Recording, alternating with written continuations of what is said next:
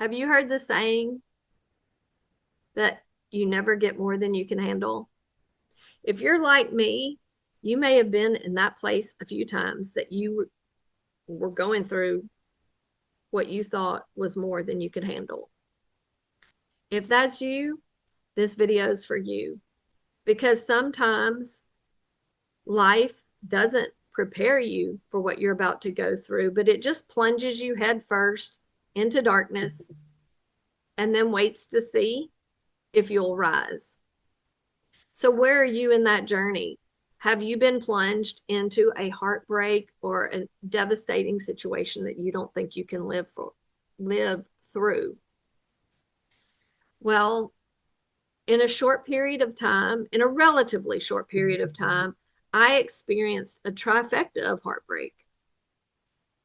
What I experienced in the relatively short period of time that I experienced it would break most people.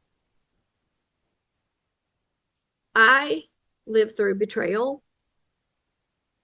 then divorce, and then the cancer diagnosis and death of my third son. Each one, in and of itself, was absolutely devastating. But together, they became the crucible that reshaped everything that I believed about love, loss, and resilience. To me, betrayal wasn't just a broken promise, it fractured my entire reality.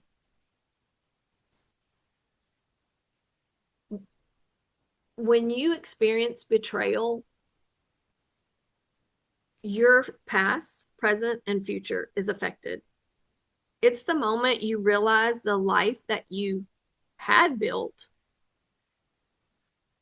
the person you trusted,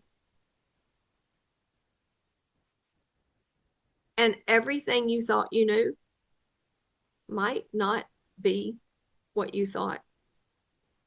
I lived in decades of marriage. I believed in the vows that I took.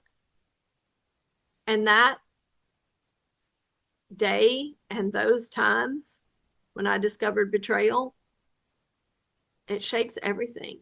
And yes, I experienced betrayal more than once. And if you have too, you may know that when you stay in a marriage after betrayal, you believe that everything's on track and then it's not going to happen again. So you may have also found that when that happens, there is a second time or a third time. Depends on how long you stay. I know that's controversial, but it is what it is. I stayed. It's my journey, my story. I can't rewrite it. I can't tell it any different, but I can tell it how it happened. And if there's someone else out there who went through similar situations or who stayed after betrayal more than once, they understand. Because everything that we do in life, we think we're doing it because it's the right thing, because it's the best thing. And sometimes we do things we never thought we would, because I never thought that I would stay after one betrayal. I was that person. I said, oh, if I ever catch my husband cheating, I'm gone. He's gone. We're gone. It's over. There is no next day or next conversation. And I was sure of that until the day that I came home and there was another woman in my home. And then everything changed. And not in the way I thought. My husband didn't ask for a divorce. And I didn't want to be a divorced person. And I loved him.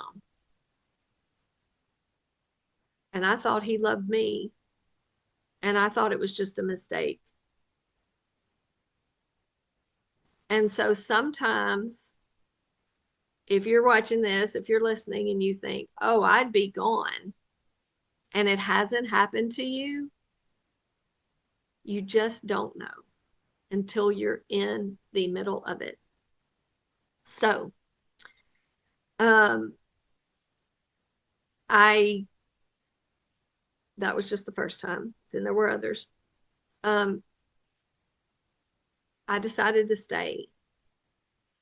Everybody has different reasons why they decide to stay. For me, I wanted a marriage that lasted forever. I wanted my children to have their mother and their father. It's just something I decided as a young child.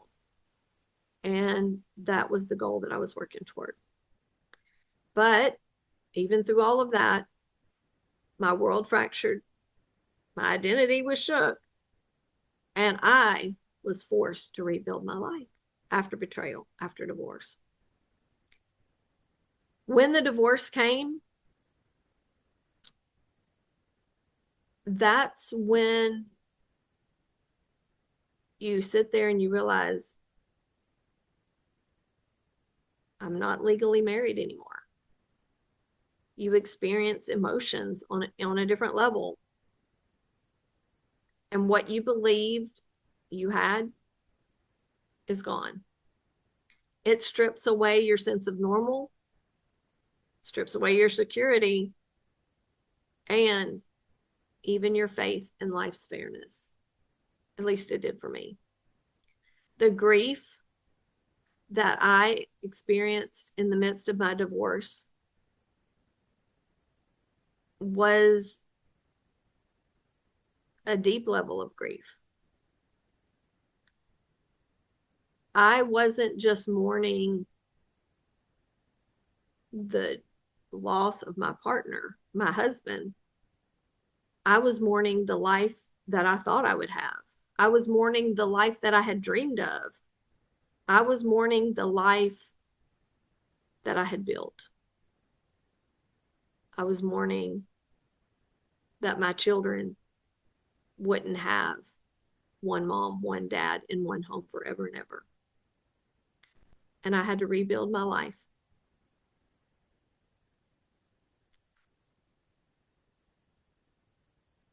And then after my divorce, after the betrayal, not long after my divorce, my son was diagnosed with cancer. And then the ultimate devastation, his death. Nothing can prepare a parent for that loss. It's a grief that eclipses all understanding. It's a hole that swallows you up. But what I discovered in the, not in the middle of that pain, but after a lot of tears, a lot of grief, a lot of crying, days, weeks, and months, I realized that my love for him and my love in general wasn't diminished, but it was enhanced and it was amplified. My heart was broken. I was sad.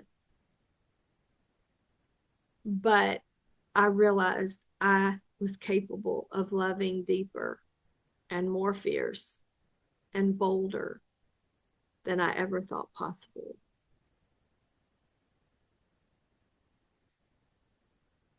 So today I share my experiences, not for pity, but for purpose. Because I walked through betrayal, divorce, and the unimaginable death of my son, I know what it feels like to walk through deep, deep grief, excruciating heartbreak, and devastating trauma. And I know what it takes to rebuild.